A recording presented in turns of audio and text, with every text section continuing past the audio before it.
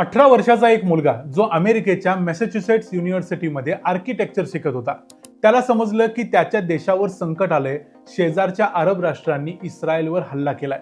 ही बातमी समजताच तो घरी गेला आणि वडिलांना सांगितलं की मला इस्रायलला परत जायचंय आणि माझ्या देशाची सेवा करायची. वडील तर कट्टर झिओनिस्ट होते. वडील म्हणाले, जा. आपलं अर्धवट शिक्षण त्यानं सोडलं आणि तो इस्रायलला परत गेला. इस्रायलच्या सैन्यात सामील झाला. ते युद्ध तर इस्रायलनं जिंकलंच, शिवाय आपल्या आजूबाजूच्या सगळ्या शेजारी राष्ट्रांना एक दणका दिला, त्यांची जमीन हिसकावून घेतली. इस्रायलचा कुणी नाद करायचं नाही हे सांगणारं ते युद्ध होतं.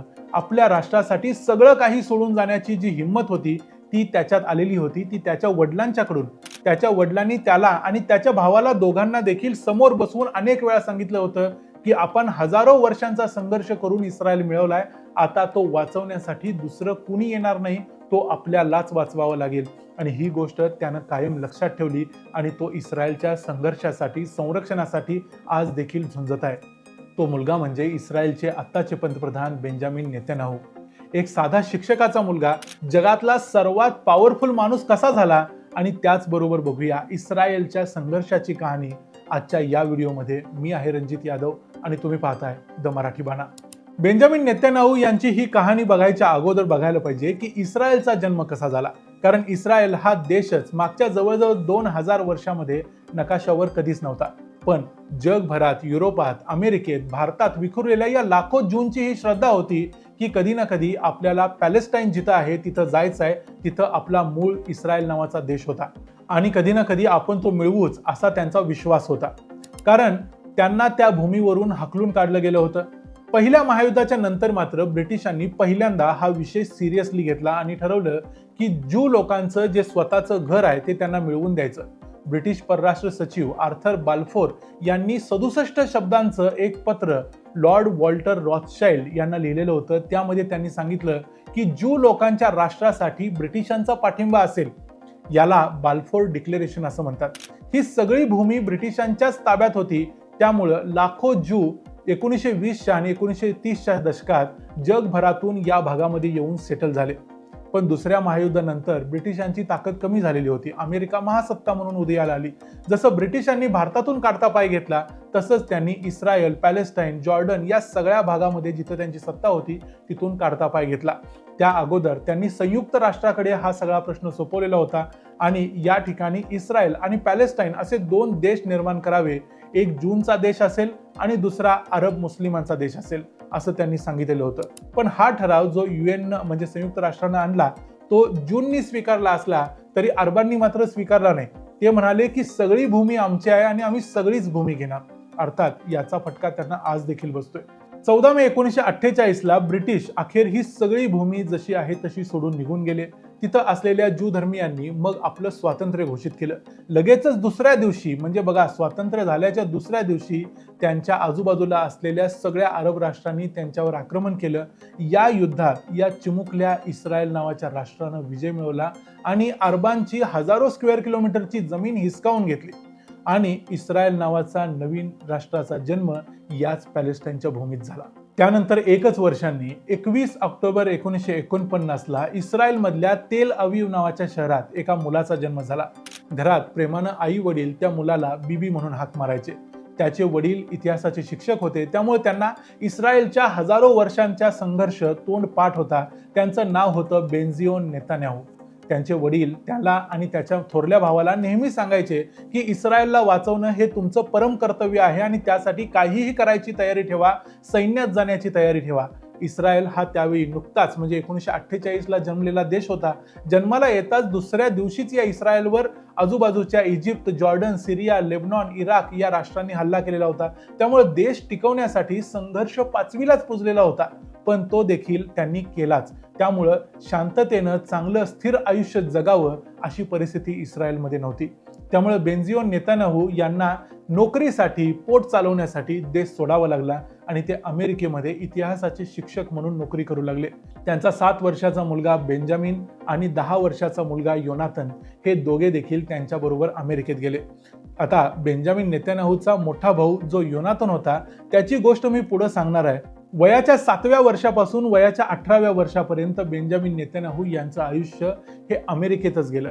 त्यामुळे अनेक इस्रायली लोकांना इंग्रजी बोलताना जी अडचण होते ती बेंजामिन नेतन्याहू यांना कधीच होत नाही, कारण त्यांच्या जडणघडणीतला अत्यंत महत्त्वाचा काळ ते अमेरिकेतच राहिलेले आहेत, म्हणून ते अत्यंत सफाईदारपणे इंग्लिश बोलतात. बेंजामिन नेतन्याहू वयाच्या 18व्या वर्षी अमेरिका सोडून इस्रायलमध्ये आले आणि त्यांनी इस्रायली डिफेन्स फोर्सेसमध्ये म्हणजेच IDF मध्ये सायरेट मटकल युनिटमध्ये सहभाग घेतला.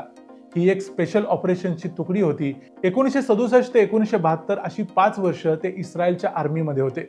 मे 1972 मध्ये काही पॅलेस्टिनी अरब दहशतवाद्यांनी इस्रायलचं एक विमान अपहरण केलं आणि त्यामध्ये अनेक सामान्य लोक अडकलेले होते. त्यावेळी त्यांना सोडवण्याची जबाबदारी सायरेट मटकल तुकडीवर सोपवण्यात आली.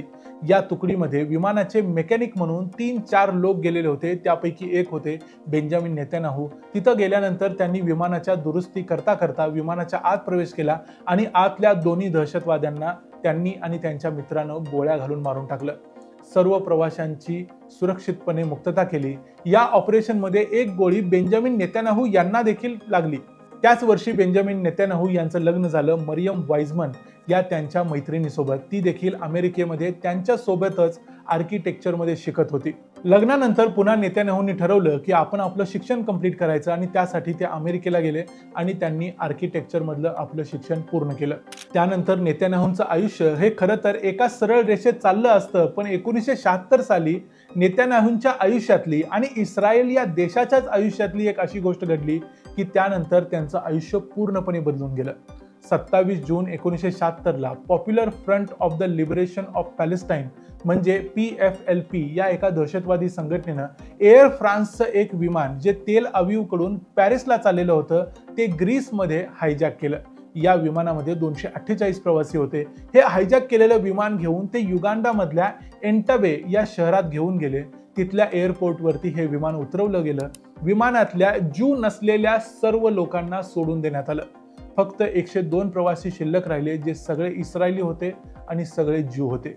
या सगळ्या प्रवाशांची हत्या अटळ होती, कारण विमान अपहरणकर्त्यांनी 53 दहशतवाद्यांची मुक्तता करावी अशी मागणी इस्रायल सरकारकडे केलेली होती, जी मागणी इस्रायलनं मान्य करणं अशक्य होतं. इस्रायलनं यानंतर एक ऑपरेशन प्लॅन केलं, ज्या अंतर्गत इस्रायलपासून 4000 किलोमीटर प्रवास करून इस्रायलची विमानं एंटाबेच्या एअरपोर्टवर उतरली. युगांडाचा हुकुमशाह होता इदी अमीन.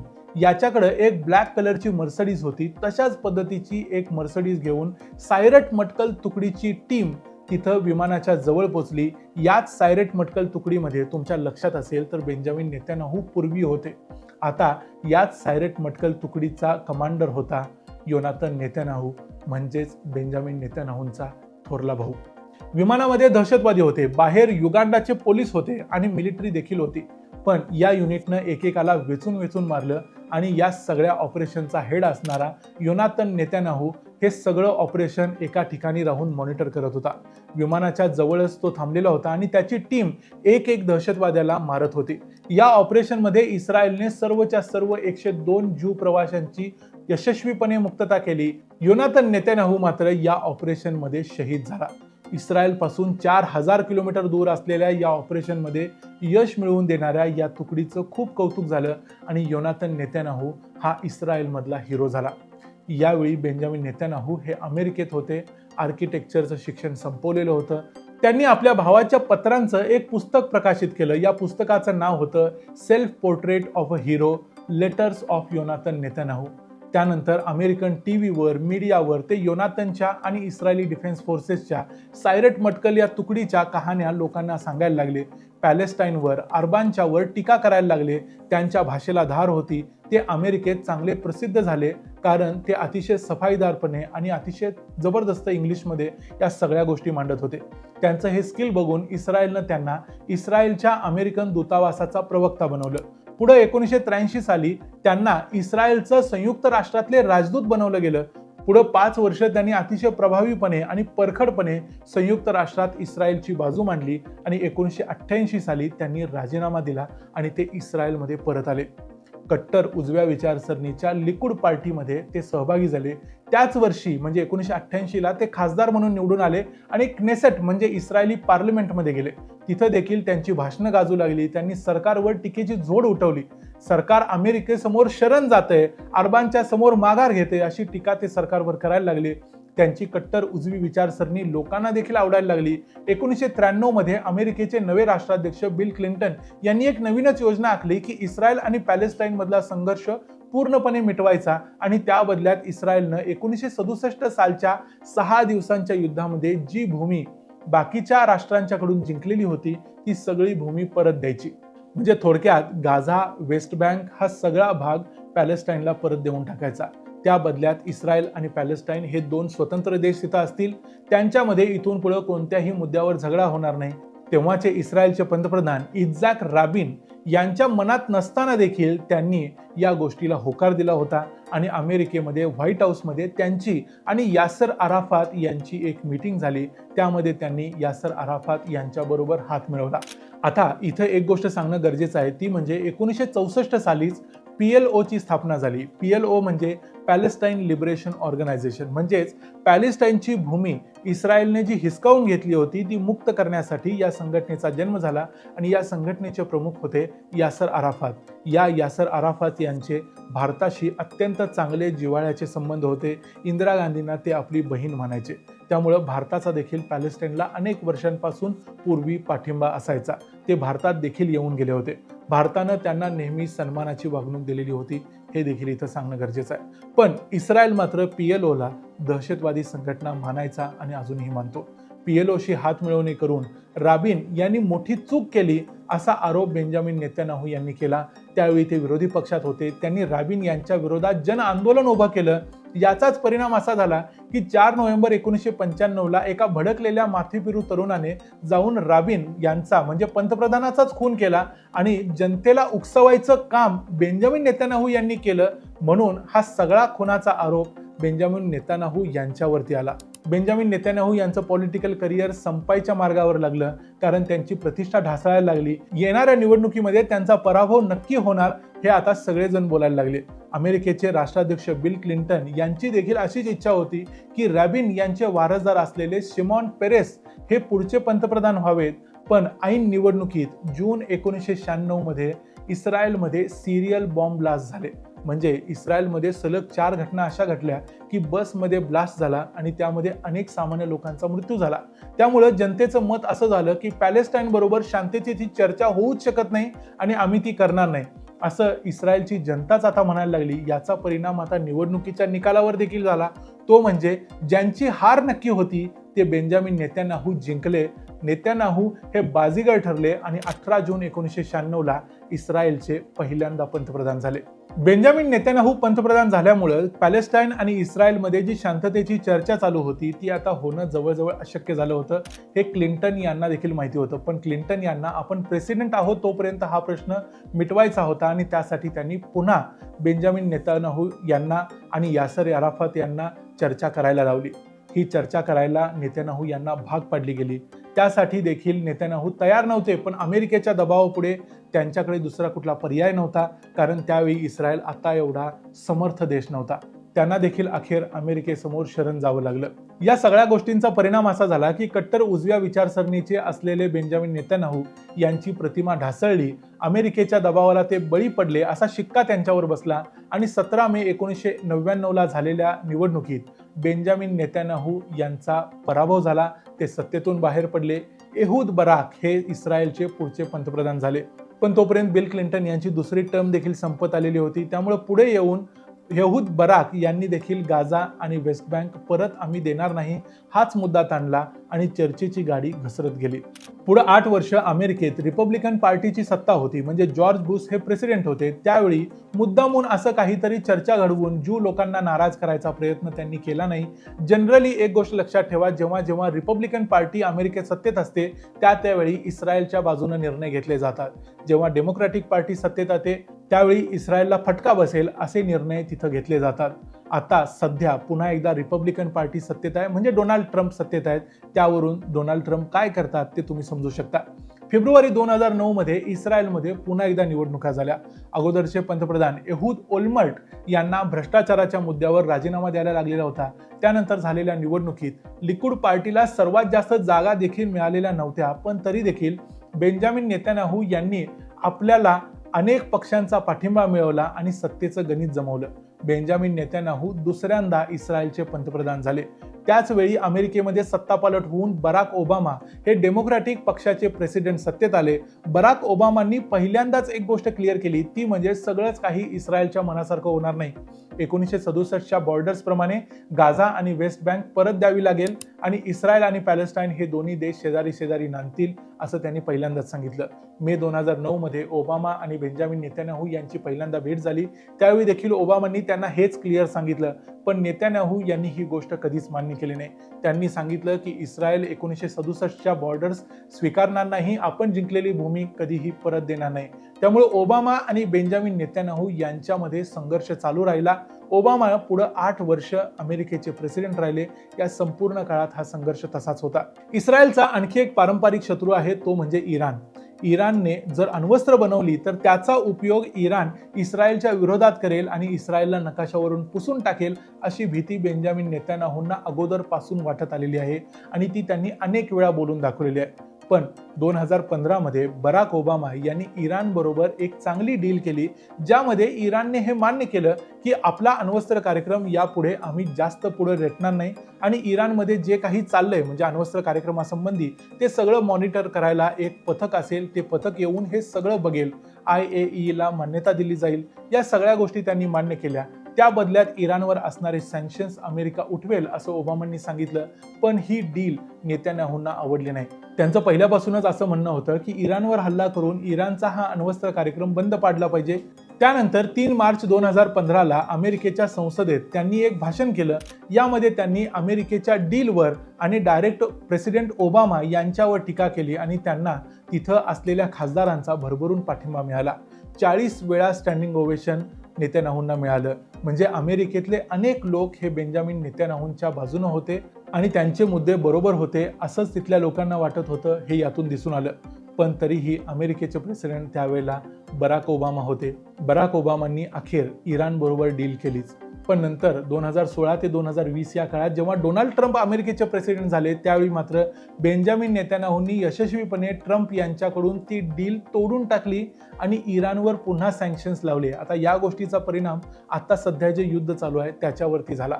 मधल्या काळात बेंजामिन नेतन्याहू हे अनेक वर्ष इस्रायलचे पंतप्रधान आहेत. त्यांच्यावर अनेक भ्रष्टाचाराचे आरोप देखील झालेले आहेत. त्यांच्यावर 3 भ्रष्टाचाराच्या केसेस सध्या चालू आहेत. केस 1000, केस 2000 आणि केस 4000 अशा त्या 3 केसेस आहेत. याच्या डिटेल्समध्ये जायला नको. याच्यात थोडक्यात असं आहे की आपली इमेज चमकवण्यासाठी, आपल्याबद्दल पॉझिटिव्ह बातम्या देण्यासाठी काही न्यूज चॅनल्सला त्यांनी मदत केली. त्यांना टॅक्स कन्सेशन दिले किंवा त्यांच्या विरोधकांना संपवण्याचा प्रयत्न केला, असे आरोप बेंजामिन नेतन्याहू यांच्यावर आहेत.